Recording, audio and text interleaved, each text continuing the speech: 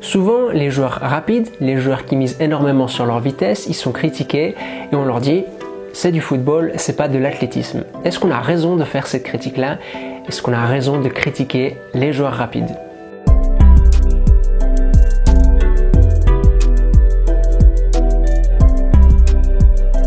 Hey, j'espère que vous allez bien et j'espère que votre équipe préférée va bien. La semaine passée, il y a deux joueurs qui ont particulièrement brillé en Ligue des Champions, Kylian Mbappé et Erling Haaland.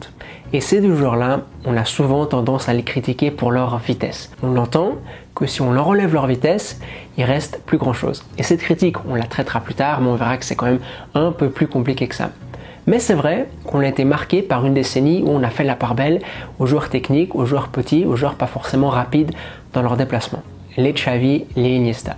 Et ces joueurs-là, je pense qu'ils nous ont marqués et ils forgent pas mal de critiques qu'on peut faire à l'encontre des joueurs rapides. Mais comme je vous le disais il y a un an dans une vidéo où je parlais du fait que le physique dans le football c'était trompeur, il en va de même pour la vitesse. La première acception du mot vitesse dans le football, celle qu'on va mobiliser dans un premier temps, c'est la vitesse de déplacement. Et la vitesse dans le football, la capacité à courir vite, c'est une partie importante de ce sport. Il y a plein de joueurs qui ne jouent pas à l'échelon supérieur à cause d'un manque de vitesse. C'est vrai encore une fois qu'on a su apprécier d'autres choses chez les footballeurs ces 10 dernières années, mais la vitesse, ça reste toujours fondamental. Regardez, parce que ça vaut pour tout le monde. Van Dijk, Upamecano, Varane, Walker, ce sont des défenseurs rapides. Ici, j'ai pris exprès l'exemple de centraux parce que la vitesse, ça s'applique pas qu'aux attaquants, pas qu'aux ailiers. Et ces centraux-là, s'ils étaient moins rapides, ce seraient de moins grands joueurs, c'est indéniable. Ils seraient moins forts. La vitesse, c'est fondamental. Ça vous permet de décupler vos possibilités. L'actuel entraîneur de Leganés, Asier Garitano, il disait, mais si vous me donnez l'opportunité de choisir une qualité chez un central, évidemment que ce que je rechercherais, ce serait la vitesse. Et alors, Mbappé, Haaland, Cristiano Ronaldo, Lukaku, Aubameyang, que penser de cette critique dont ils font l'objet, une critique qui argue que si on enlève la composante vitesse de leur jeu, ce seraient des joueurs bien moins intéressants, bien moins bons, bien moins décisifs. Mais j'espère bien, ça s'applique exactement de la même façon aux défenseurs que j'ai mentionné avant. La vitesse, c'est l'un des facteurs qui crée le plus de différence dans le football. C'est fondamental, encore une fois, ça fait partie intégrante du football et cette critique, selon moi, en fait, ce qu'elle cherche à faire insidieusement, c'est une hiérarchisation entre la technique qui serait plus importante que la vitesse ou que les qualités physiques. Mais on parle de sport de haut niveau. Évidemment que les qualités physiques, elles sont primordiales, fondamentales. Je ne pense pas qu'on puisse établir cette hiérarchie. On ne peut pas, selon moi, penser que la technique est plus noble que les qualités physiques parce que ce sont deux choses qui sont absolument nécessaires et qui sont indissociables, elles sont profondément liées et ça, c'est notre prochain point. Un exercice. Essayez de courir à plus de 30 km/h. Déjà, faut le faire tout en contrôlant un ballon. C'est compliqué. Il faut une excellente coordination, une excellente qualité technique. Il faut avoir la tête levée, ce qui complique évidemment le tout. Et en plus, en dernière instance, il faut faire le bon geste au moment de se séparer du ballon.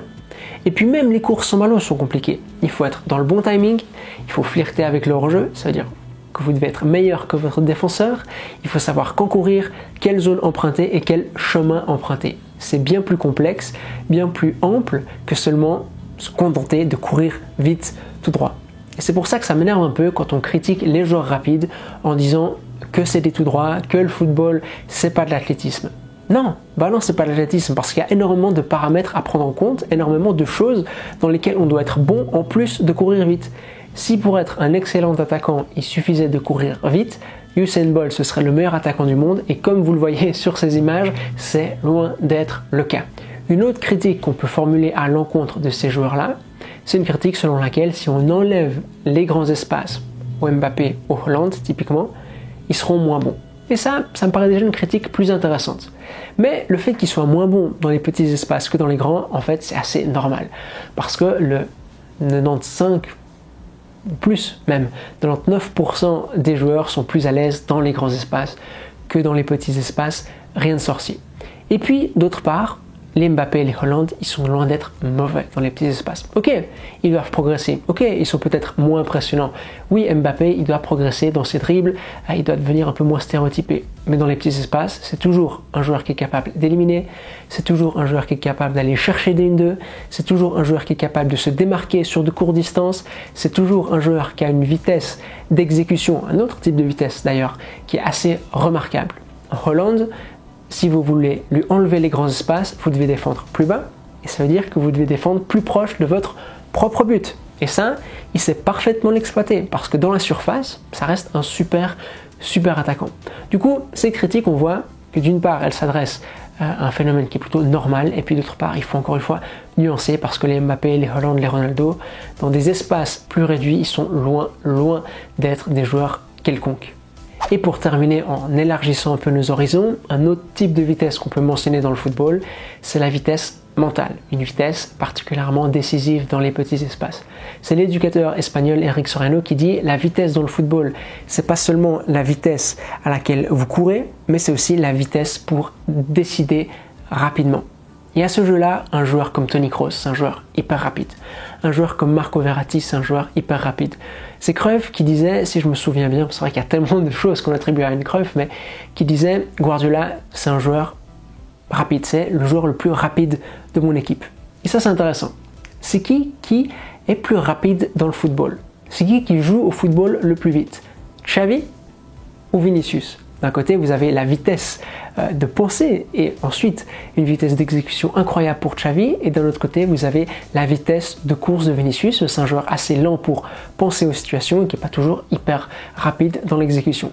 Qui est le plus rapide entre Xavi et Vinicius? Parce qu'il y a une chose qu'il ne faut jamais oublier dans le football, c'est que celui qui va plus vite que tout le monde, qui se déplace plus vite que tout le monde, c'est le ballon.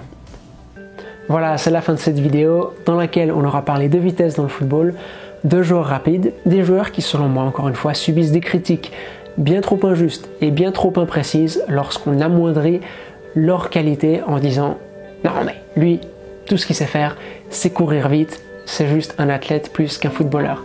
Si cette vidéo vous a plu, n'hésitez pas à lui accorder un pouce bleu, à vous abonner, et puis nous on se retrouve comme d'habitude dans une semaine, dimanche 10h. Allez, à toutes!